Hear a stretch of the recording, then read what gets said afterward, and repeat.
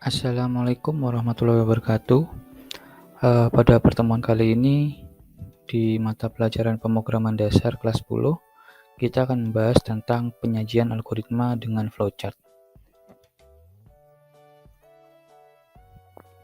Untuk kompetensi dasar yang akan dipelajari yaitu pertama, menerapkan alur logika pemrograman komputer. Yang kedua, membuat alur logika pemrograman komputer. Tujuan pembelajaran dalam video pembelajaran ini yaitu pertama, nantinya melalui diskusi dan literasi, peserta didik mampu menggunakan algoritma dengan flowchart secara baik. Kemudian yang kedua, melalui studi kasus, peserta didik mampu membuat program menggunakan simbol flowchart dengan teliti.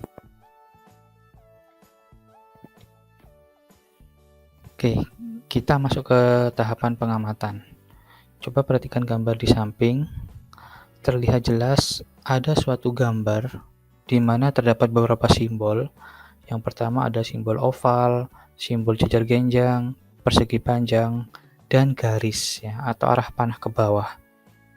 Dan juga di masing-masing simbol terdapat sebuah teks ya, atau kata. Kira-kira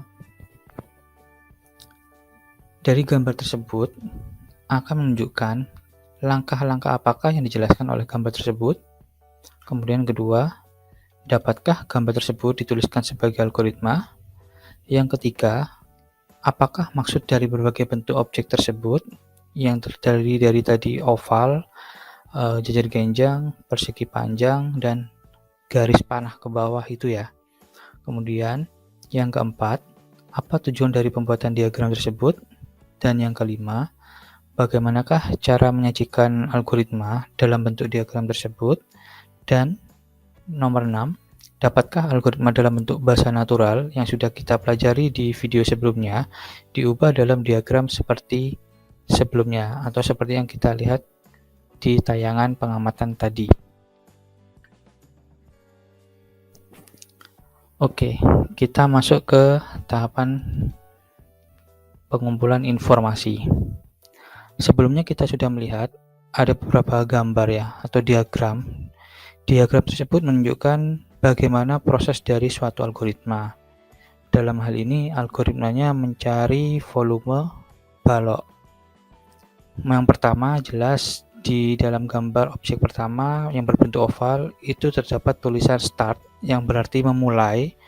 Kemudian mengikuti tanda panah ke bawah terdapat gambar jajar genjang di mana isinya adalah read PLT, kemudian menghitung volumenya di mana rumusnya adalah panjang kali lebar kali tinggi untuk volume balok.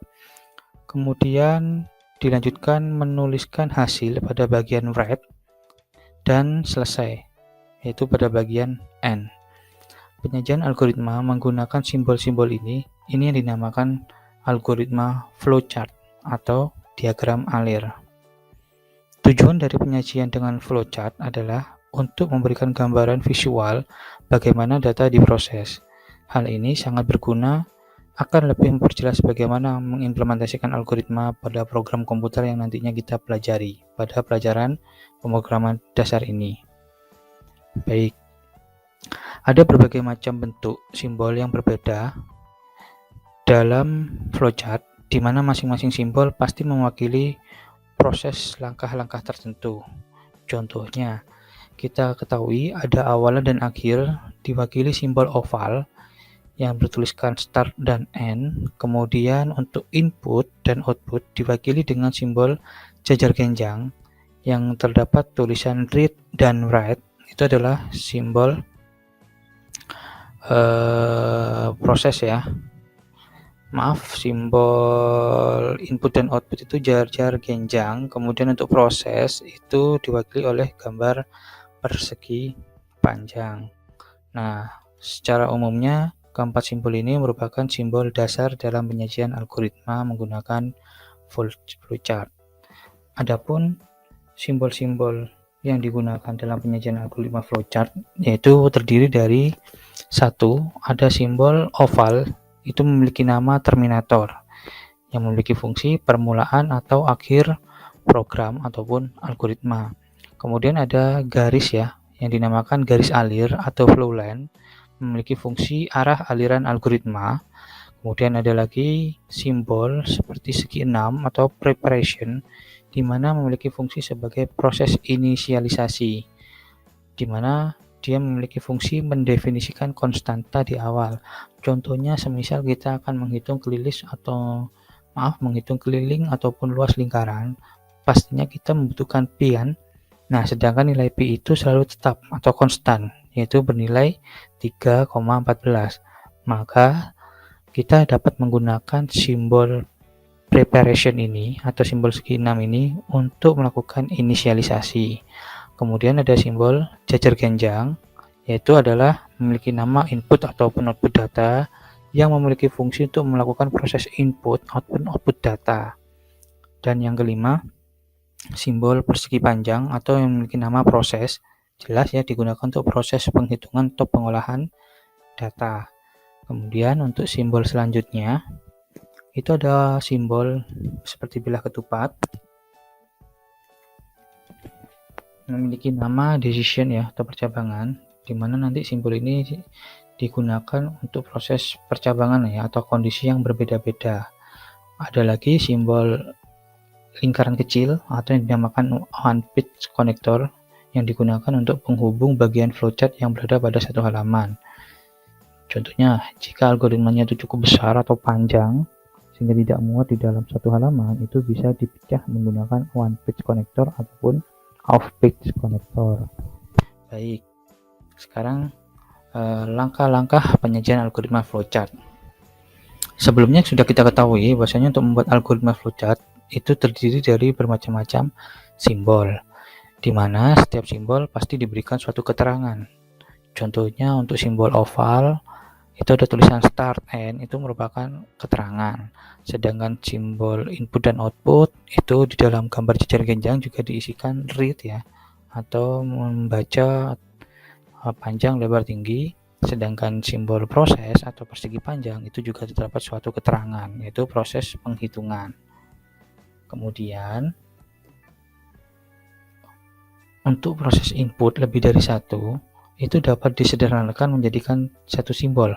Contohnya misalkan tadi ada 3 inputan ya untuk menghitung volume balok, ada panjang, lebar, dan tinggi. Karena pada dasarnya kalau kita ubah menjadi beberapa 3 inputan seperti ini, ada 3 gambar jajar genjang, itu terlalu rumit ya, terlalu banyak flowchartnya, sehingga itu dapat dijadikan sederhana, yaitu menjadi satu simbol dengan misalnya adalah tanda koma, yaitu read p, l, t. Itu dapat dilakukan seperti ini. Kemudian jika algoritmanya terlalu besar, kita dapat menggunakan simbol one page connector ya, atau lingkaran kecil. Contohnya seperti yang ada di gambar ini, terlihat jelas itu suatu algoritma yang panjang sehingga dapat diputus ya atau dihubungkan menggunakan one page connector, sehingga seolah-olah algoritma ini menjadi satu kesatuan. Oke, begitulah langkah-langkah penyajian algoritma menggunakan flowchart. Berikut contoh penggunaan simbol-simbol dalam flowchart.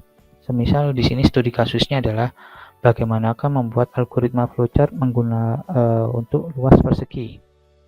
Yang pertama, kita sudah pernah belajar menggunakan algoritma bahasa natural. Di sini terlihat jelas algoritma bahasa natural terdapat variabel ya S, di mana memiliki bilangan integer. Kemudian prosesnya yang pertama memasukkan sisi, yang kedua menghitung luas, yang ketiga menuliskan hasil perhitungan luas, dan yang terakhir adalah selesai. Nah, hal ini bisa di-convert ke dalam algoritma flowchart. Yang pertama jelas, kita butuh simbol oval, yaitu berisikan teks start.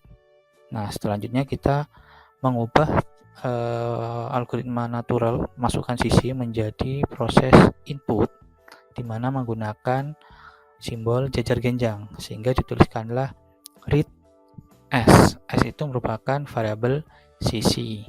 Kemudian selanjutnya menghitung luas adalah sisi kali sisi, maka proses ini dimasukkan ke dalam gambar atau simbol persegi panjang, yaitu dituliskan di dalamnya adalah L sama dengan S bintang S.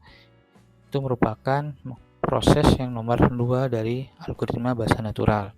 Kemudian proses yang ketiga, menulis luas, itu bisa diubah ke dalam bentuk jajar genjang, yaitu proses input dan output. Sehingga kalau output atau menulis itu dinamakan write. Kemudian write-nya huruf L, sehingga di dalam jajar genjang itu dituliskan write L. Dan yang terakhir adalah proses selesai. Nah, untuk selesai ini otomatis menggunakan simbol oval, yaitu ada awalan dan akhiran, di mana di dalam simbol oval itu dituliskan sebuah N.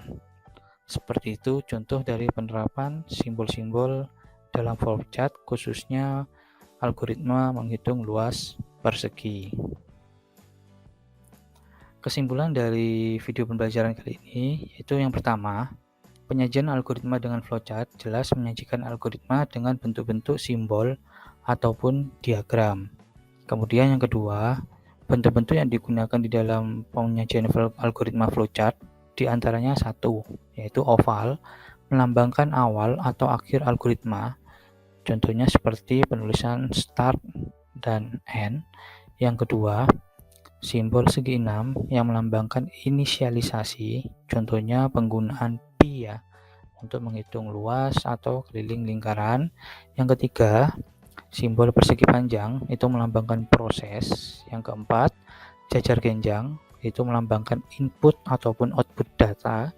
Dan yang kelima, itu adalah simbol belah ketupat, yaitu melambangkan percabangan. Demikianlah video pembelajaran tentang penyajian algoritma menggunakan flowchart ini. Untuk pertemuan selanjutnya kita akan membahas tentang tipe data. Kurang lebihnya terima kasih. Wassalamualaikum warahmatullahi wabarakatuh.